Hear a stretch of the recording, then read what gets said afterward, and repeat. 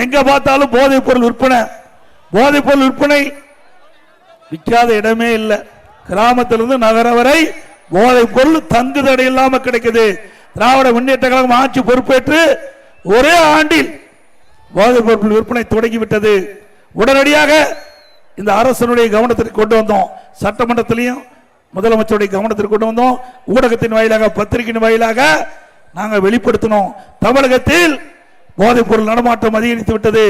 இளைஞர்கள், மாணவர்கள், பொதுமக்கள் இந்த போதைக்கு அடிமையாகி சீரழிந்து கொண்டிருக்கின்றார்கள். அந்த குடும்பம் சீரழிந்து கொண்டிருக்கிறது.